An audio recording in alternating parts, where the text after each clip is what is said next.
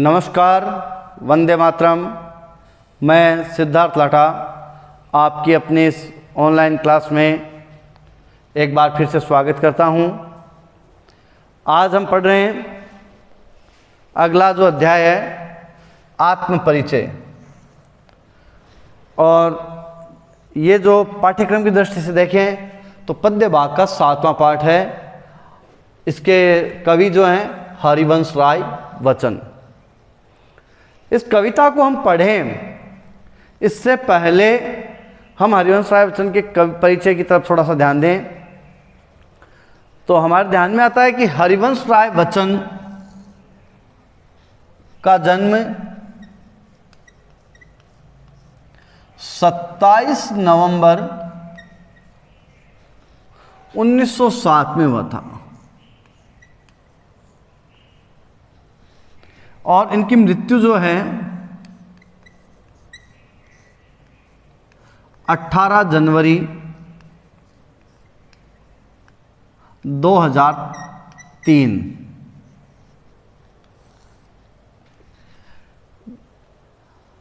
हरिवंश राय बच्चन इलाहाबाद विश्वविद्यालय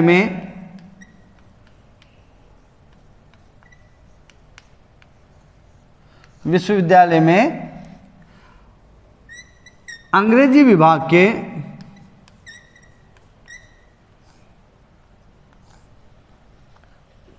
प्राध्यापक थे। आप अंग्रेजी विषय पढ़ाया करते थे। लेखन कार्य इनका हम देखें तो हिंदी साहित्य में है और वैसे देखा जाए तो अंग्रेजी में भी इनकी बहुत सी रचनाएं हैं। आपने अंग्रेजी विषय पर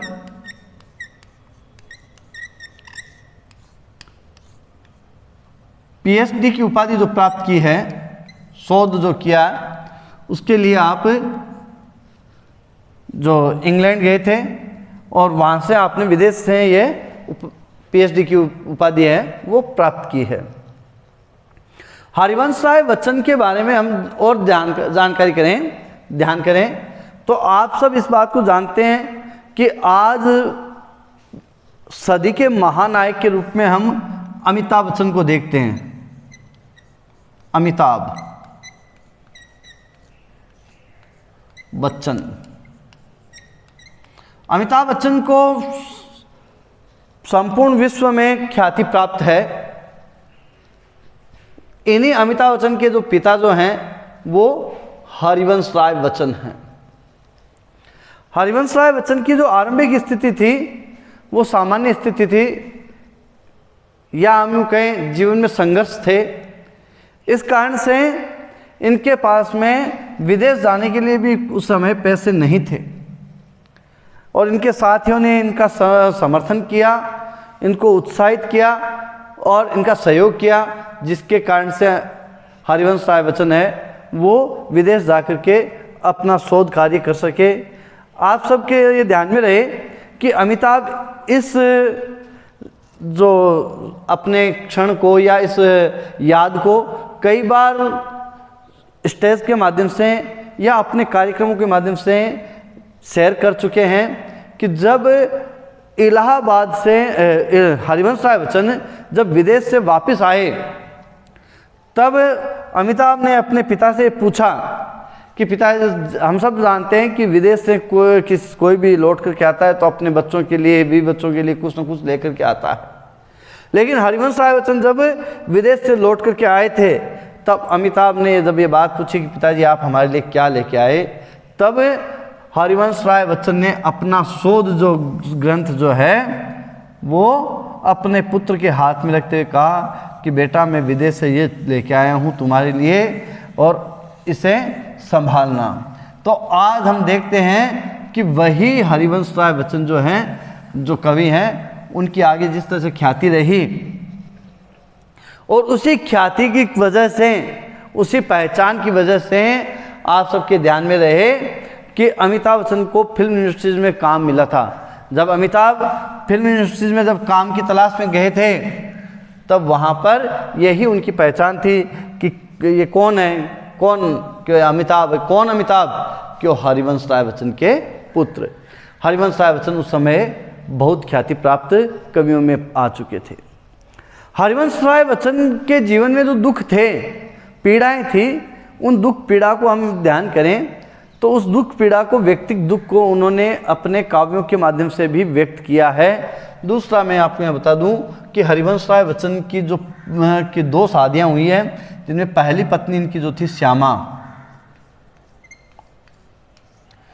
ये कुछ समय इनके साथ में रही, उसके बाद में उसका देहांत हो गया, जिसके कारण, उस विरह के कारण हरिवंश राय बच्चन दुखी रहे।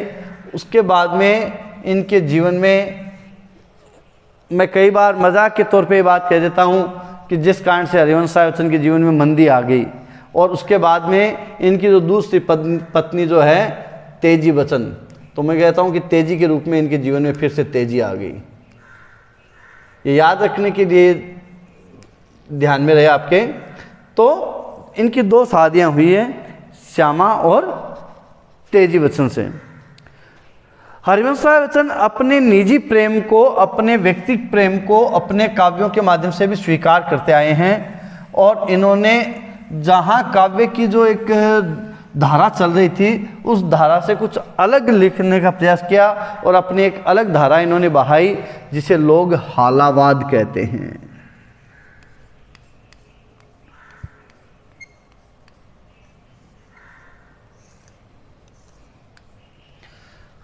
उन्नीस 1918 से 1936 तक का जो समय जो है, ये छायावाद माना जाता है। छायावाद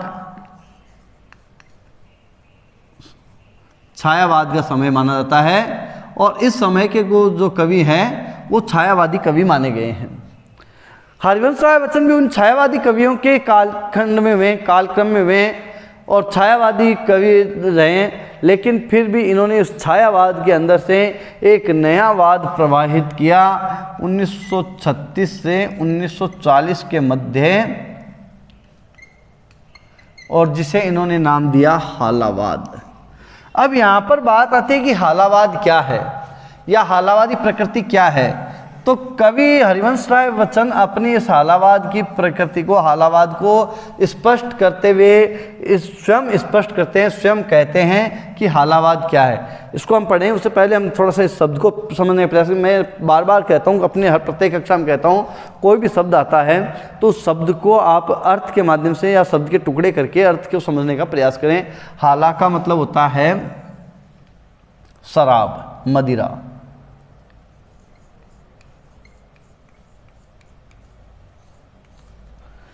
और हरिवंश राय बच्चन का ये मानना था कि एक जो शराबी जो है, नशा करने वाला जो व्यक्ति है, शराबी जो है, वह व्यक्ति अपने पराये में कोई भेदभाव नहीं करता है।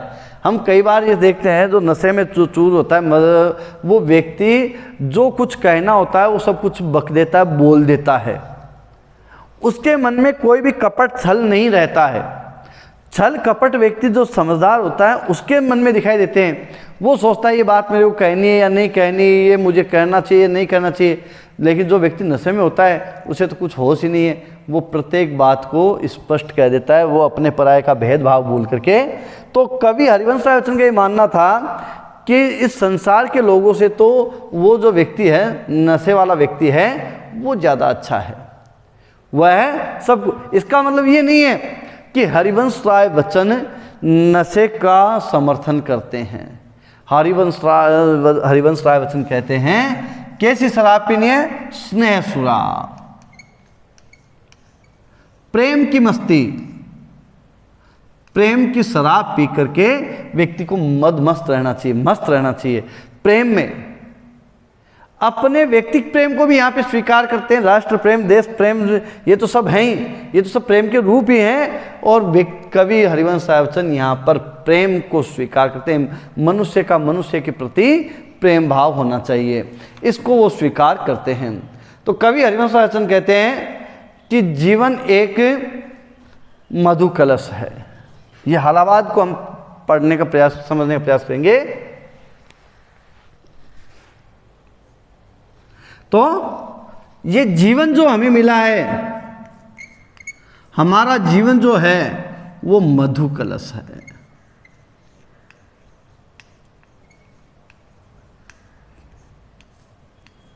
मधु, मधु का मतलब शहद भी होता है, मधु का मतलब शराब भी होता है, मधु का मतलब अमृत भी होता है।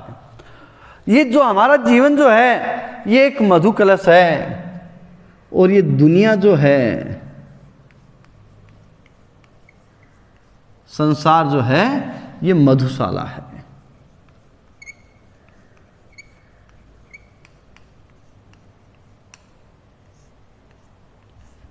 मधुशाला से हम सब समझ सकते हैं, मधुशाला का मतलब है जहाँ पर जो लोग बैठ करके शराब आदि पीते हैं, ऐसा स्थान है मधुशाला।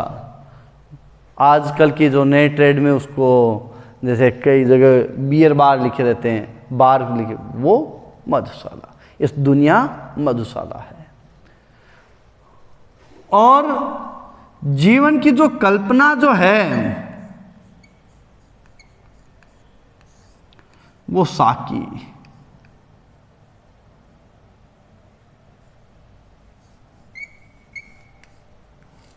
साकी से तात्पर्य हम सब जानते हैं, जो शराब पिलाने का कार्य करती है, वो कल्पना है, वो साकी है। और कवि की जो कविता जो है, कवि की कविता जो है वह एक प्याला है। कौन सा प्याला? जिसमें शराब डाल करके पिलाई जाती है, वो प्याला है। और कविता का जो एक एक घूंट, इस शराब प्याले में जो शराब डाली गई है, उसका कविता का एक एक घूंट, एक एक घूंट जो है वो क्या है? जीवन का एक एक घूंट है, जीवन का घूंट है। देखिए, बड़ी सुंदर कल्पना हरिवंश राय बच्चन ने हालावाद को समझाने के लिए किया है। देखिए, जीवन एक मधु कलश है।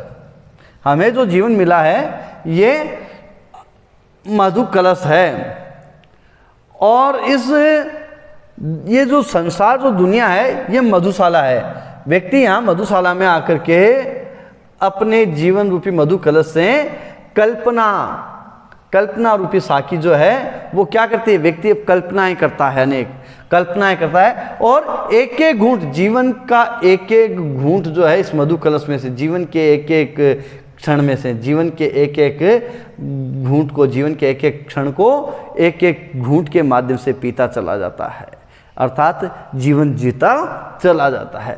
अब कवि यहाँ पर जो मुख्य बात बताना चाह रहा है, जो ये जीवन का घूंट जो पी रहा है, इसमें खट्टे, कड़वे, मीठे को सहज भाव से उसे स्वीकार करना होता है।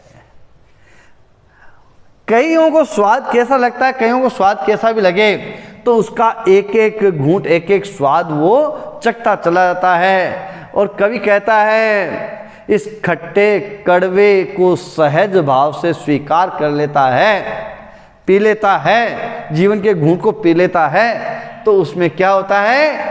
एक सूफियाना बेख्याली सी मन में छा जाती है। नशा जब हो जाता है व्यक्ति को, तो बेख्याली सी मन में छा जाती है, और एक के बहाने सारी दुनिया से मोहब्बत हो जाती है। तेरे मेरे के जो झगड़े हैं, ये तेरा है, ये मेरा है, ये तेरे मेरे के झगड़े काफूर हो जाते हैं, दूर हो जाते हैं, और एक के बहाने सारी दुनिया से मोहब्बत हो जाती है, सारी दुनिया उसे अपनी लगने लगती है। यही कवि हरिवंश राय बच्चन का हालावाद है। इस हालावाद में समझने की बातें केवल यही है। पहली बात, जीवन मधु कलश है, दुनिया मधुशाला है, कल्पना साकी है, कविता प्याला है, और इस कविता प्याला से जो अपन जो एक एक जो घूंट ले रहे हैं, वो जीवन का एक एक घूंट है। और इस घूंट के माध्यम, ये 5 जो बिंदु हैं, ये महत्वपूर्ण ध्यान करने की बात है। इसके बाद क्या है? इस जीवन का जो एक एक घूंट व्यक्ति पीता चला जाता है तो इस जीवन के जो खट्टे कड़वे मीठे, जीवन में अनेक प्रकार के अनुभव दिखाई देते हैं, सुख दुख सब ये दिखाई देते हैं, उनको सहज रूप से स्वीकार कर लेता है तो तेरे मेरे के झगड़े काफूर हो जाते हैं। ये तेरा है, ये मेरा है, सब दूर हो जाते हैं। सहज भाव से स्वीकार करें। जीवन में जो सुख दुख आए वो सब सहज है, स्वाभाविक है। तो सुख के बाद दुख, दुख के बाद सुख आना स्वाभाविक है, कोई मन में विचार करने की आवश्यकता नहीं है। तो सहज भाव स्वीकार कर लेते, तेरे मेरे के झगड़े काफूर हो जाते हैं और एक के बहाने सारी दुनिया से मोहब्बत हो जाती है, इश्क हो जाता है। तो वह सब अपने लगने लगते हैं, सब प्रेम, सब प्रिय लगने लगते हैं। और यही जो बात है, यही हरिवंश राय बच्चन का हालावाद है। अब यहां पर बात आती है हालावाद। तो हरिवंश राय बच्चन ने एक नया वाद चलाया जिसका नाम दिया है हालावाद। ये क्वेश्चन बोर्ड परीक्षा में एक बार पूछा गया है कि वचन का हालावाद क्या है। तो वचन के हालावाद को समझने के लिए ये बात समझने में आनी जरूरी है। उसके बाद में हम ध्यान करें, कवि हरिवंश राय बच्चन एक बात और कहते हैं जो हम यहाँ पर ध्यान से पढ़ रहे हैं। तो यहाँ पर हरिवंश राय बच्चन की दो तीन रचनाओं के नाम हम ध्यान कर लें। मधु कलश, मधु कलश, मधुशाला और मधुबाला, ये जो हैं ये सब इनकी रचनाएं हैं जो हालावाद से प्रेरित हैं। कवि हरिवंश राय बच्चन की जो साहित्य है, उस साहित्य के ऊपर मध्यकालीन कवि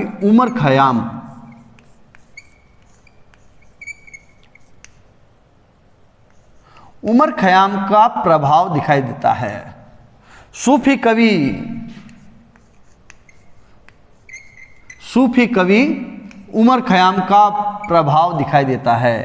और सूफी कवि उमर खयाम है, उनके भी प्रेम के गीत, मस्ती के गीत, मस्ती के पद हैं वो दिखाई देते हैं। और उमर खयाम का मस्तानापन इनके काव्य में भी दिखाई देता है। और वही मस्ती का आनंद मधु कलश, मधुशाला, मधुबाला आदि जो रचनाएं हैं इनमें इनके दिखाई देते हैं। तो उमर खयाम जो है, इनकी रचनाओं का प्रभाव दिखाई देता है। तो इन्हीं के प्रभाव से कवि हरिवंश राय बच्चन ने जो आत्म परिचय जो कविता है,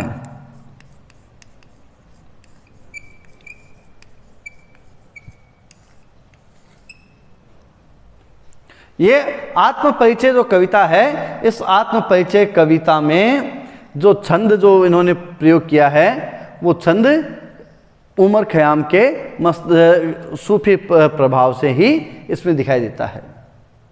ये कौन सा छंद है? रूबाई छंद। रूबाई, उमर खयाम ने रूबाइयाँ जो लिखी है वो रूबाई छंद हम यहाँ पर आत्म परिचय कविता में देखते हैं। रूबाई एक अरबी फारसी भाषा का छंद है। अरबी फारसी भाषा का छंद है, जिसमें क्या दिखाई देता है? अरबी फारसी भाषा की इस छंद का प्रभाव आत्म परिचय कविता पर दिखाई देता है। और ये किस प्रकार से दिखाई देता है? इस रूबाई छंद में पहली, दूसरी और चौथी जो लाइन होती है, देखिए ध्यान करेंगे रूबाई में क्या होता है। ये भी परीक्षा में पूछा गया है एक बार प्रश्न, रूबाई छंद क्या है? तो रूबाई में क्या होता है कि पहली, दूसरी और चौथी जो पंक्ति होती है, इनमें तुकबंदी या तुकांता दिखाई देती है। तुकबंदी, तुकांतता दिखाई देती है। और तीसरी पंक्ति जो होती है वो मुक्त होती है, इस नियम से मुक्त होती है। देख सकते हैं, फिरता हूं फिरता हूं फिरता हूं, तीसरी पंक्ति क्या है? छूकर। तो तीसरी पंक्ति मुक्त हो गई। तो पहली, दूसरी और चौथी पंक्ति में तुकांता दिखाई देती है, तुकबंदी दिखाई देती है। करता हूं करता हूं करता हूं, तीसरी पंक्ति फिर मुक्त है। फिरता हूं फिरता हूं फिरता हूं, ठीक ना। ये जो है ये रूबाई छंद है। और ये प्रभाव हरिवंश राय बच्चन की कविताओं में किसके कारण दिखाई देता है? उमर खयाम की कविताओं के, उमर खयाम की रूबाइयों के कारण ये प्रभाव। वो हरिवंश राय बच्चन उमर खयाम से बहुत प्रभावित थे, प्रेरित थे, तो उनका ये इस तरह का दिखाई देता है। हमारे पाठ्यक्रम में इनकी एक कविता लगाई गई है आत्म परिचय, जिसके बारे में हम यहाँ पर चर्चा कर रहे हैं। तो आत्म परिचय, मैं बार बार इस बात को कहता हूँ, अपने को कोई भी शब्द समझना हो तो उस शब्द के टुकड़े करके समझने का प्रयास करना चाहिए। अगर शब्द सीधा समझ आ जाता अच्छी बात, नहीं तो उसके टुकड़े कर लेने चाहिए। आत्म का मतलब होता है स्वयं, और परिचय का मतलब होता है हम अपनी जानकारी देते हैं। तो स्वयं की जानकारी प्रदान करना, स्वयं को जानना। कवि हरिवंश राय बच्चन कहते हैं कि स्वयं को जानना दुनिया को जानने से ज़्यादा कठिन है। और इसका कारण साथ में हरिवंश राय बच्चन ने बताया है कि व्यक्ति कभी अपने को जानने का प्रयास ही नहीं करता। ये मनुष्य की प्रकृति होती है कि मनुष्य स्वयं को जानने का प्रयास नहीं करता, बल्कि दुनिया को जानने का प्रयास करता। वो ऐसा है, वो ऐसा है, वो ऐसा है, वह ऐसा है, ठीक है ना, बल्कि स्वयं के बारे में नहीं सोचता कि मैं क्या हूँ, मैं कैसा हूँ। तो व्यक्ति स्वयं को जानने का प्रयास नहीं करता, इसलिए उन्होंने कहा है कि स्वयं को जानना दुनिया को जानने से ज़्यादा मुश्किल। आत्म परिचय कविता का जो मुख्य भाव है वो हम यहाँ पर समझने का प्रयास करें। हरिवंश राय बच्चन कहते हैं कि व्यक्ति को खुद को जानने का प्रयास करना चाहिए। हरिवंश राय बच्चन अपना स्वयं का परिचय अपने आत्म परिचय कविता के माध्यम से कराते हैं। और हरिवंश राय बच्चन कहते हैं कि स्वयं को जानना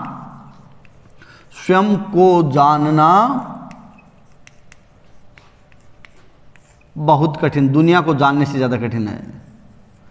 दुनिया को जानने से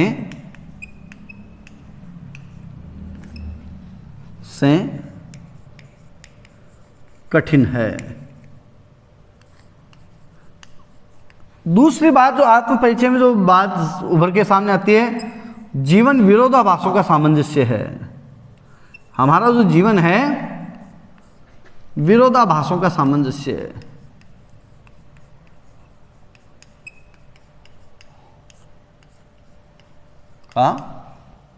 सामंजस्य है।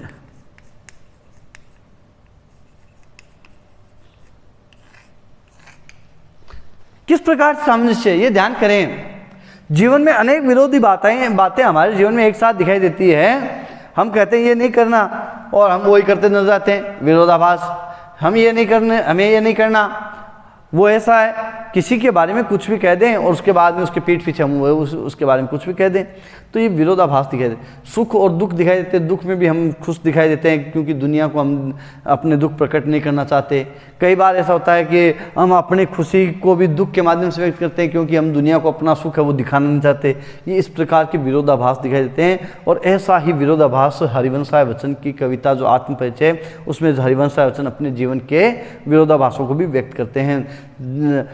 शीतलवाणी में आग, ठीक है ना, तो ये इस तरह के जो है शीतलता और आग, ठीक है ना। और रोदन में राग, रो रहे हैं लेकिन रागपूर्वक, इस तरह का इनके जो विरोधाभास जो हैं वो अपनी कविता के माध्यम से व्यक्त किए हैं। दूसरी बात, हरिवंश राय बच्चन इस संसार को अपूर्ण मानते हैं। अपूर्ण संसार मानते हैं। और इस संसार को अपूर्ण मानने का कारण ये प्रश्न बनता है कि अपूर्ण क्यों है संसार? क्योंकि संसार में प्रेम का अभाव दिखाई देता है। प्रेम के अभाव के कारण यह संसार अपूर्ण दिखाई देता है। इसलिए कवि हरिवंश संसार को अपूर्ण मानते हैं। इसलिए संसार में रहते हुए भी संसार से अलग रहना चाहते हैं। और यूं कहें कि साथ में तो है, जीवन में सबके साथ में तो है लेकिन सबसे अलग है। बाजार से निकले हैं लेकिन खरीदार नहीं हैं। ऐसे भाव हरिवंश राय बच्चन की कविता में दिखाई देता है। और हम यहाँ पर पढ़ रहे हैं हरिवंश राय बच्चन की कविता। देखिए पहला पद, मैं जग जीवन का भार लिए फिरता हूँ। कवि बच्चन कहते हैं मैं जग जीवन का भार लिए फिरता हूँ, फिर भी जीवन में प्यार लिए फिरता हूँ, फिर भी जीवन में प्यार लिए फिरता हूँ। कर दिया झनकृत किसी ने जिनको छूकर, कर दिया किसी ने झनकृत जिनको छूकर, मैं सांसों के दो तार लिए फिरता हूँ, मैं सांसों के दो तार लिए फिरता हूँ। मैं स्नेह सुरा का पान किया करता हूँ, मैं स्नेह सुरा का पान किया करता हूँ, मैं कभी न जग का ध्यान किया करता हूँ। जग पूछ रहा है उनकी जो जग की गाते, जग पूछ रहा है उनकी जो जग की गाते, मैं अपने मन का गान किया करता हूँ, मैं अपने मन का गान किया करता हूँ। देखिए पद, पहला पद, मैं जग जीवन का भार ले। कवि वचन कहते हैं मैं इस जग जीवन रूपक अलंकार संसार रूपी इस जीवन का भार लिए फिरता हूं। भार से तात्पर्य यहां पर दायित्व से है। दायित्व, मैं दायित्वों का निर्वहन कर रहा हूं। फिर भी के ऊपर फिर यहाँ पर जोर दिया गया है वचन के द्वारा। फिर भी व्यक्ति के जीवन में दिखाई देता है कि जब कर्तव्य दायित्व आते हैं तो वह उन कर्तव्य दायित्वों के बोझ में दब जाता है और उसके जीवन में प्यार का अभाव दिखाई देता है। लेकिन कवि वचन कहते हैं कि मैं कर्तव्य दायित्वों का निर्वहन करते हुए भी प्रेम से पूरित रहता हूं। मेरे जीवन में प्रेम का अभाव दिखाई नहीं देता है। किस प्रेम की बात कर रहे हैं? व्यक्तिक प्रेम की, सांसारिक प्रेम की और प्रत्येक प्राणी मात्र के प्रति प्रेम भाव की बात कर रहे हैं। फिर भी जीवन में प्यार लिए फिरता हूँ। व्यक्ति घर में, परिवार में ये दिखाई देते हैं कि माता पिता जो हैं कर्तव्य दायित्वों का निर्वहन करते हैं तो उनके जीवन में एक निराशा का सा भाव दिखाई देता है, उनकी चिंता दिखाई देती है। लेकिन कवि वचन यहाँ पर फिर भी के माध्यम से कह रहे हैं कि मैं फिर भी जीवन में प्रेम से पूरित रहता हूँ। कर दिया किसी ने झंकृत जिनको छूकर, मैं सांसों के दो तार लिए फिरता हूँ, मैं सांसों के दो तार लिए फिरता हूँ। कवि वचन कहते हैं यहाँ निजी प्रेम को स्वीकार करें। अपने निजी प्रेम, हो सकता है वो उनकी प्रेमिका हो सकता है उनकी पत्नी हो सकता है उनका परिवार का कोई सदस्य हो। कर दिया किसी ने झंकृत जिनको छूकर, अरे इस संसार को प्रेम की राह दिखाई है किसी ने, इसलिए उस प्रेम के सहारे से ही क्या कर रहे हैं, मैं सांसों के दो तार लिए फिरता हूँ, मैं सांसों के दो तार, सांसों के तार लिए फिरने से तात्पर्य जीवन जी रहा हूँ। सांसों के तार लिए, सांसों के तार से मतलब यहाँ पर जीवन जीने से है। एक भजन की पंक्ति आती है, तन के तंबूरे में दो सांसों के तार बोले।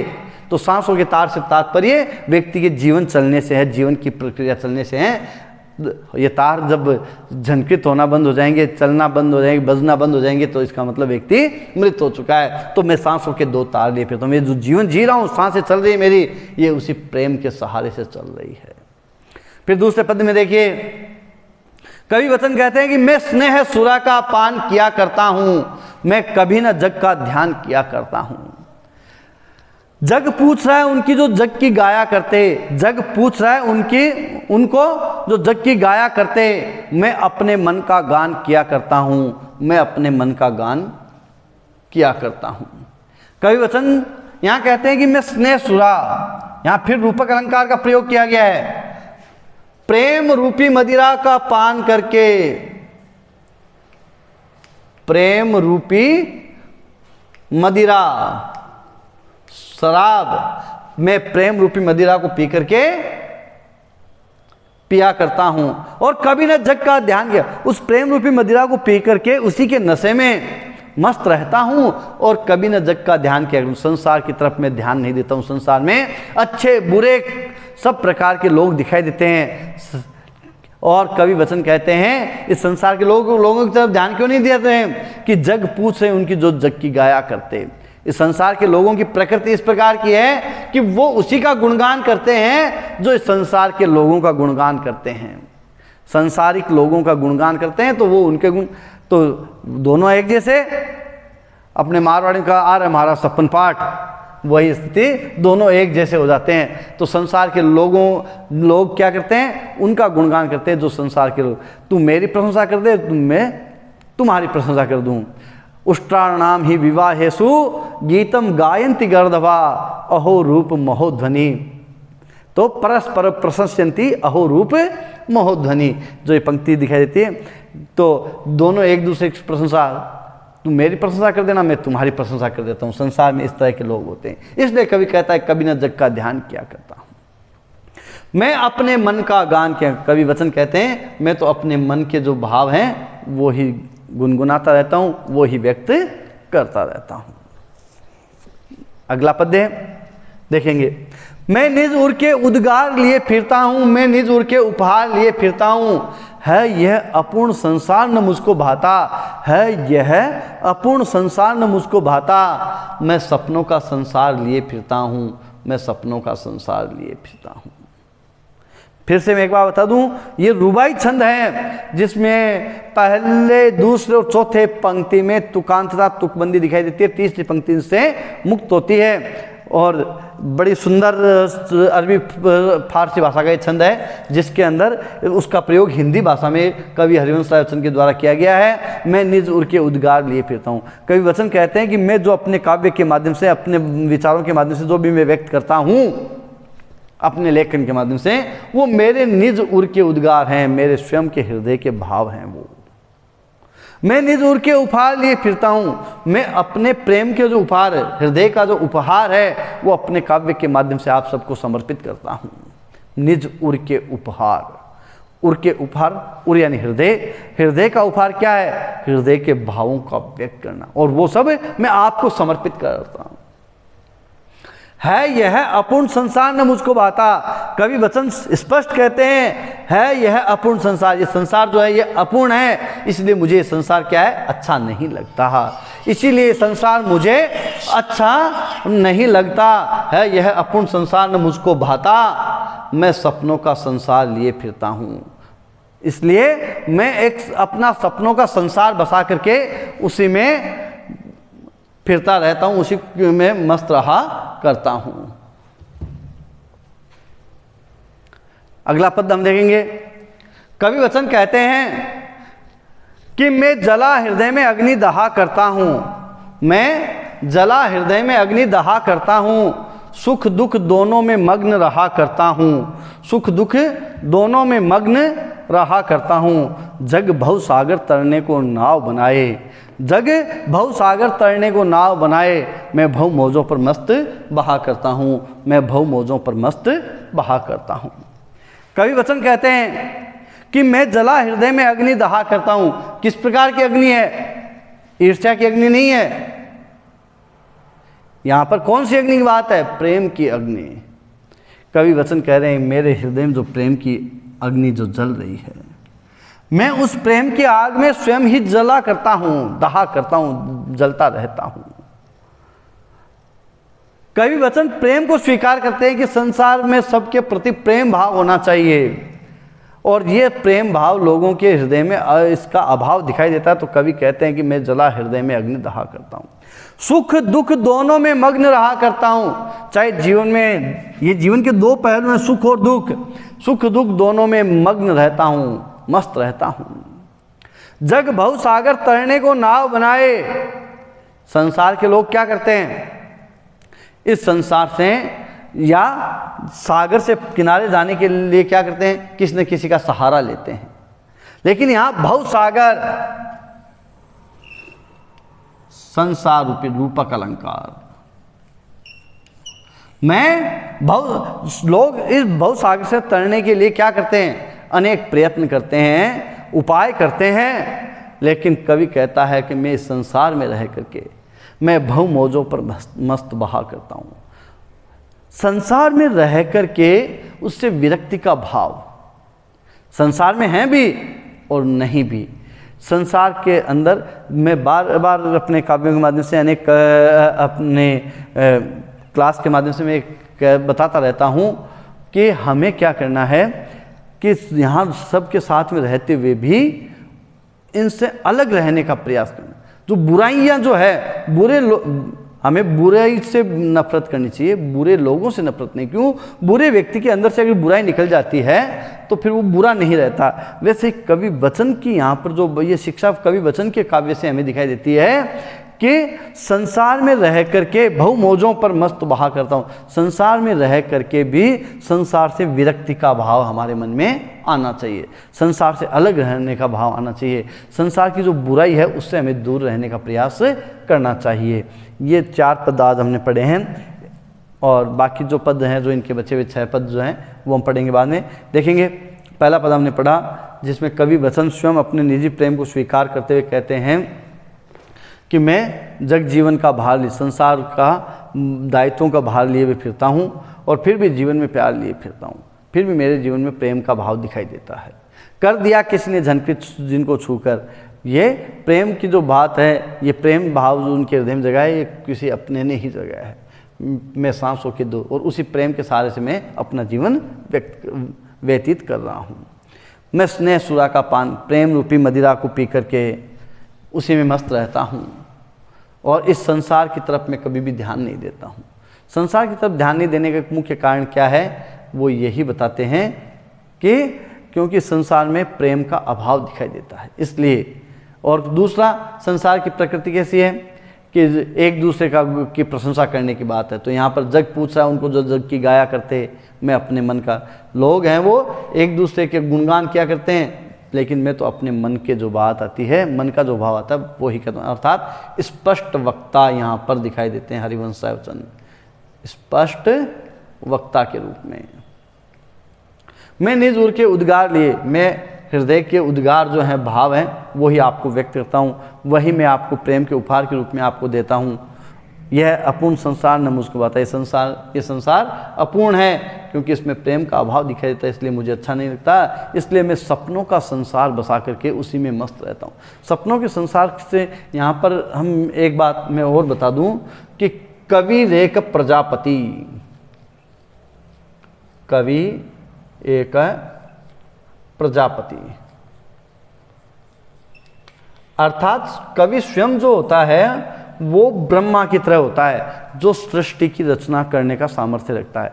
और ब्रह्मा की सृष्टि में तो हम देखते हैं कि सुख और दुख चाहे जैसे आते रहे, ब्रह्मा की सृष्टि जिस प्रकार से नियम है उनके अनुसार आते हैं, लेकिन कवि की सृष्टि में सुख और दुख जो है कवि स्वयं उनमें पूरित करता है। इसलिए कवि अपने सपनों का संसार बसा करके उसमें चाहे जैसे भाव भर सकता है। इसलिए कवि को भी एक ब्रह्मा की संज्ञा दी गई, प्रजापति की संज्ञा दी गई है। तो कवि वचन कहते हैं मैं सपनों का संसार लिए फिरता हूँ, सपनों का संसार बसा करके उसी में बसा रहता हूँ।